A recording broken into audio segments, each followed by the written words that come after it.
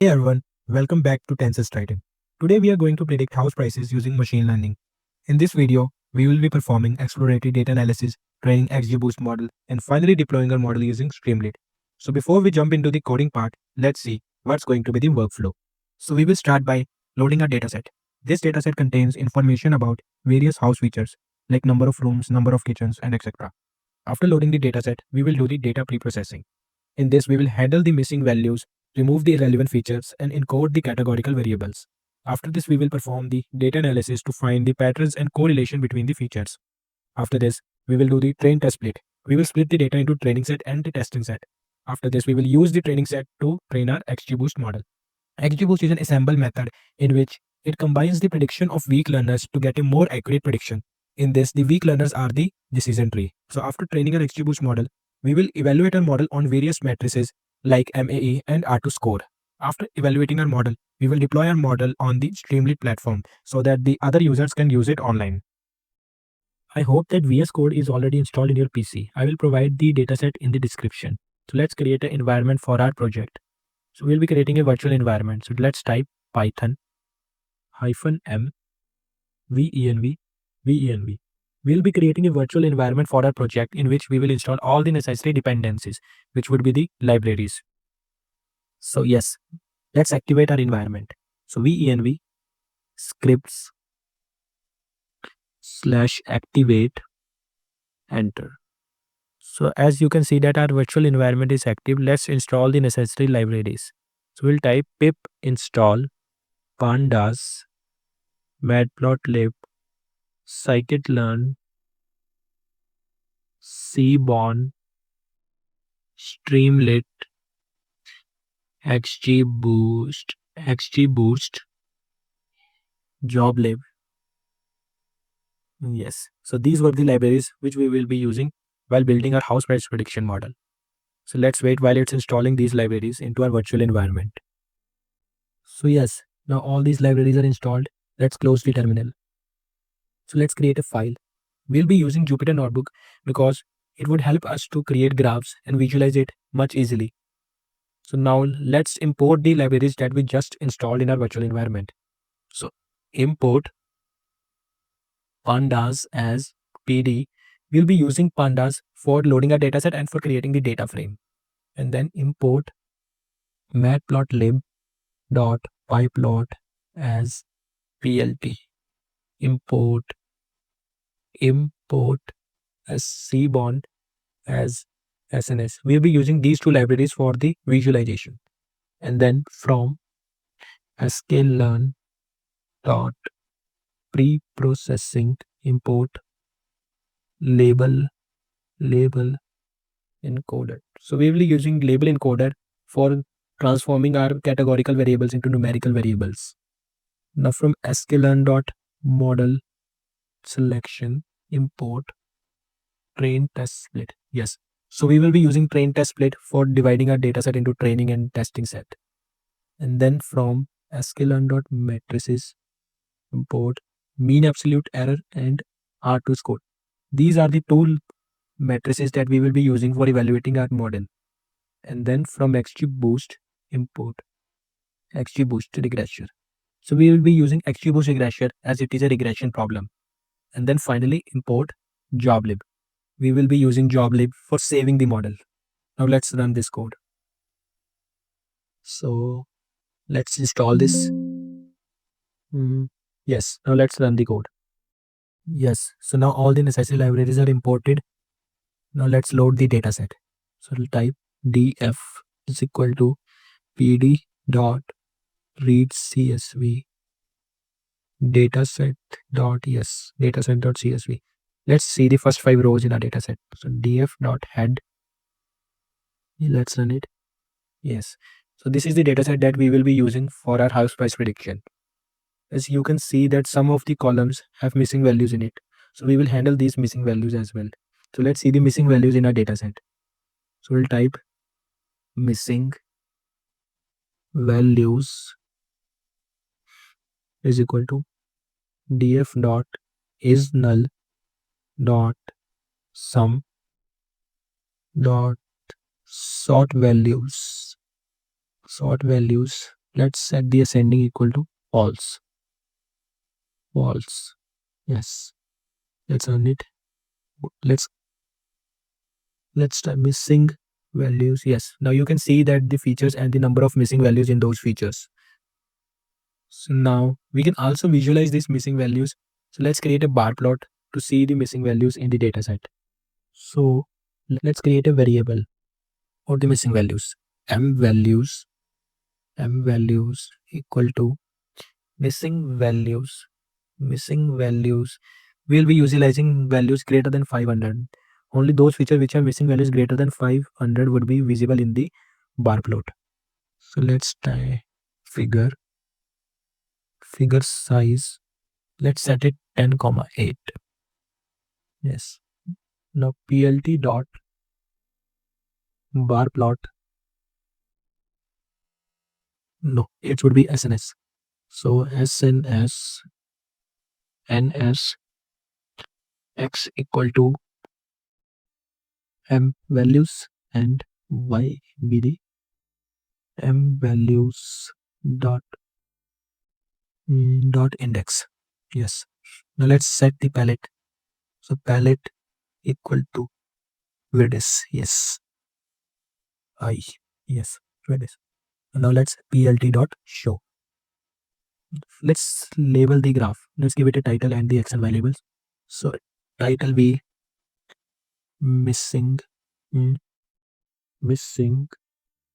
values by teachers. And now plt dot x label count of missing values. Now plt dot y label be the features. So now let's run this code. So yes, this is the bar plot. So you can visualize that which features have higher rate of missing values as pool, QC, misc features, alley, fence, fireplace. These have a high rate of missing values in it. Now we will drop the unnecessary columns such as ID and features with too many missing values. So these are the columns that we will drop. So now you can see the data. Now these are the columns that were left in our dataset. We can also see the columns through df.columns. Yes, so these are the columns left in our dataset. So now let's handle the categorical features in the dataset. So we will create a variable for that. So type C column equal to df.select dtype, and we will include the object and category.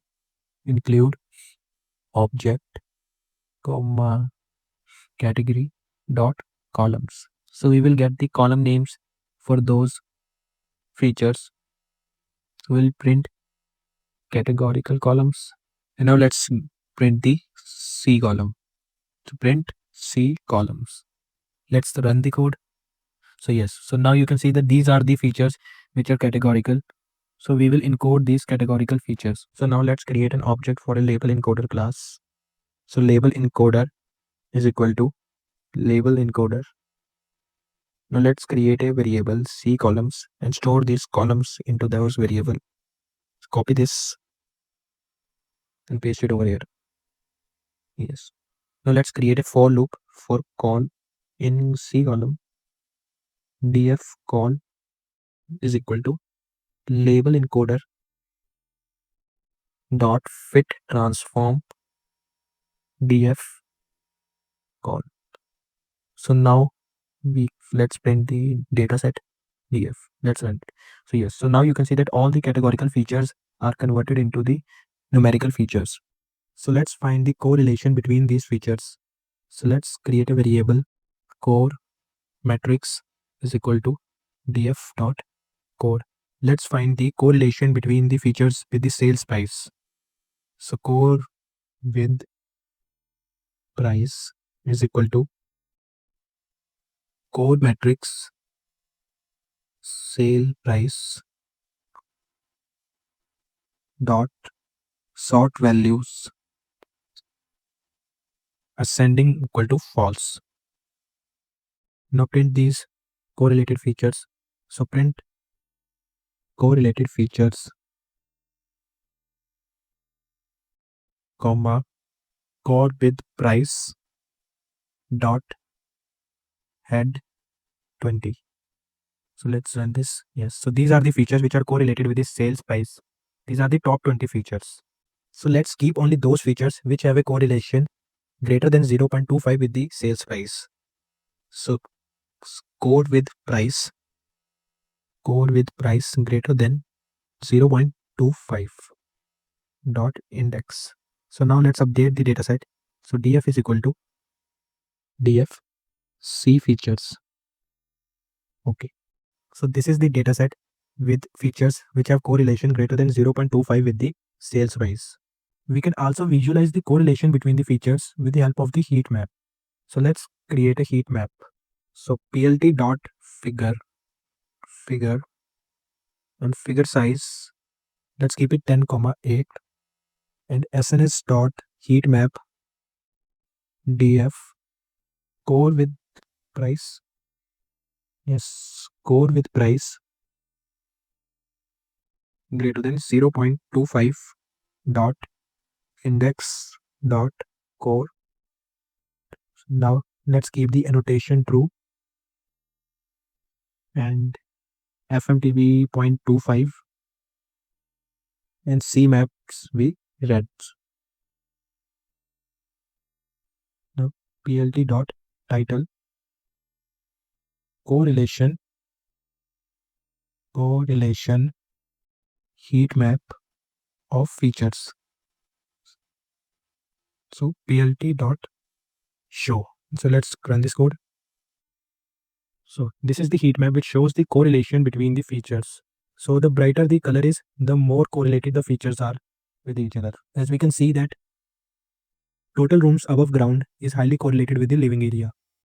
So now we will drop some of the features which are correlated to each other than the sales price. We will keep only one of them. So let's drop some of the columns. So these are the columns that we will be dropping from the dataset. So now this is the dataset that we will be using for training our model. This dataset contains 16 columns. Let's see some sample rows from the dataset. So these are the random rows from the dataset. In the start, we dropped only those columns which had a high amount of missing values. Let's see, is there any column left with the missing values? df dot is null dot sum. Let's put the bracket. So there is a column lot frontage with the missing values. So let's handle the missing values in the lot frontage. So df lot frontage equal to df lot frontage dot fill na. We will fill the missing values with the mean of the values in the lot frontage. So df lot frontage dot mean. Let's update the dataset. So df dot is null dot sum. So yes, now you can say that we handle the missing values in the lot frontage column. So now let's create an x and y variable for the training of our model. So x is equal to df dot drop sales price, comma x is equal to 1. And in the y variable, we will be keeping only the sales price column. So df sales price. So now with the help of the train test split, let's split our dataset into the training set and the testing set. So x train, x test, y train, y test is equal to train test split. Let's pass the x and y variables and let's keep the test size be 0.2 and keep the random state be 42. So now we have split our dataset into the training and the testing set.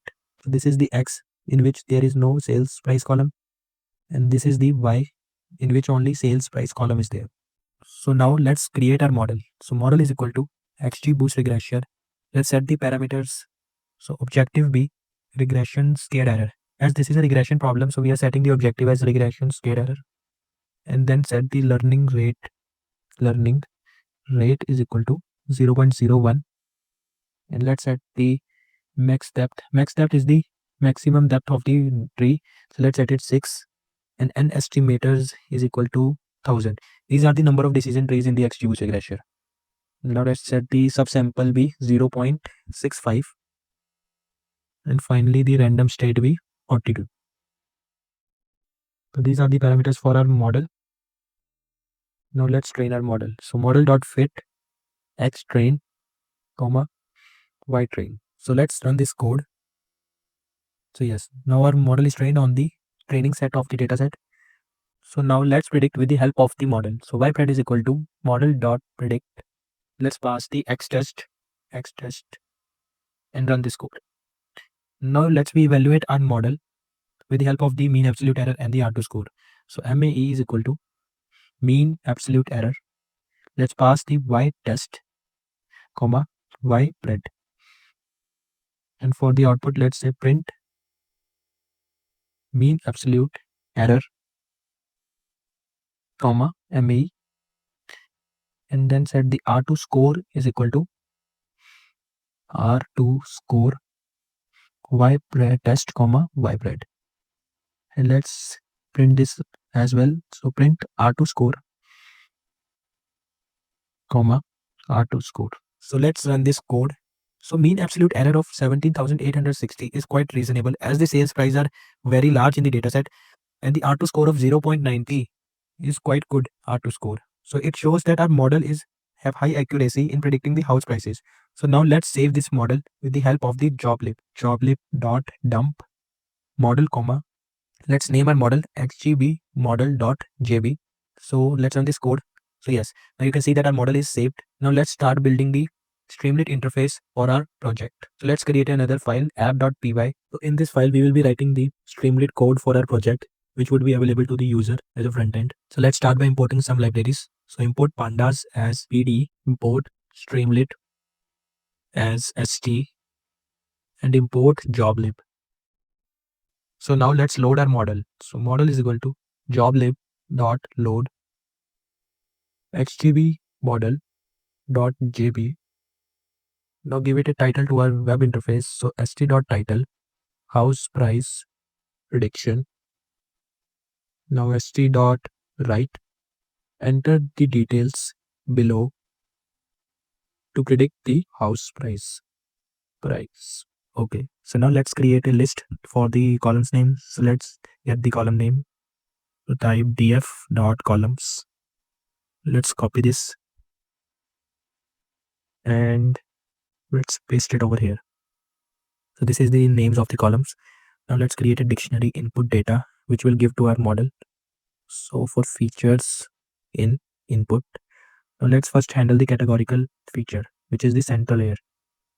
So if features is equal to central layer, input feature equal to st.select box f string feature, comma, options is yes, comma, no, comma, index is equal to 0. Okay, and else input data features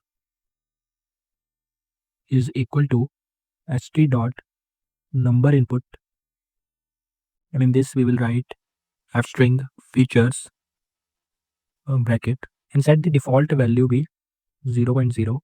So value is equal to 0.0 and step be 1 for some of the features. For example, if features would be overall call, full bath, or the fireplace, else it would be 0.1. Now let's create a predict button and also handle the central layer for our model. So st.button predict price input data central layer is equal to 1 if input data central layer equal to yes, else 0. And for the rest of the features, input df is equal to pd.data frame. We will be giving a data frame to our model for the prediction. So input data, comma, columns is equal to inputs. Okay. So this is a data frame that we will be giving to our model. So predictions is equal to model.predict input df and st.success. And on click of the button, we will show the result. So we will create a f string predict house price, and here we will show the prediction. index 0 and up to the 2 floating points, so point 2f. So this is the code. Now let's see how the web interface looks like. So we will type in the terminal Streamlit run app.py and press enter. So this is the web interface of our house price prediction, where we can fill the details about the house and predict the sales price. So let's fill some of the details and test it if it's working or not. So now let's click on the predict button. So here you can see the predictions. So our model is working fine. So now let's deploy our model. So let's first create requirement file for our project. So as all the libraries are installed in the environment, so let's first activate our environment. So venv scripts activate. Now we will type pip freeze requirement.txt, enter. So as you can see, the requirement text file is created now. In this, we will find all the dependencies which are used in our project. So I hope that you have already a GitHub account. So let me just quickly go to my GitHub and let's create a new repository. Let's type the name house price prediction, create repository. So repository created. Let's push our files into this repository. Firstly, let's deactivate the environment. So deactivate environment. Now let's type git init and git add, and let's type the files names. So app.py, requirements.txt, XGB model.jb. Now let's copy this code, git commit -m first commit, and paste it over here. Enter. Now let's copy this, git branch -m main, and press enter. And then add the origin. So git remote add origin, and now let's push the files into our GitHub repository. So let's connect the GitHub with our VS. So sign in with browser. Let's give the authentication. Okay. So as you can see that it is pushed in our GitHub repository. Now let's deploy our model. So deploy this app. Now let's go to our GitHub repository, app.py file. Let's copy this link and paste it over here. Now let's name our website. So house price prediction 0. Okay. So 0 is available. So deploy. So now let's wait while it's deploying our project. So yes. So now our project is live. Now any user can access this with the help of the link. So let's check it again that it is predicting or not. So let me just quickly enter the values.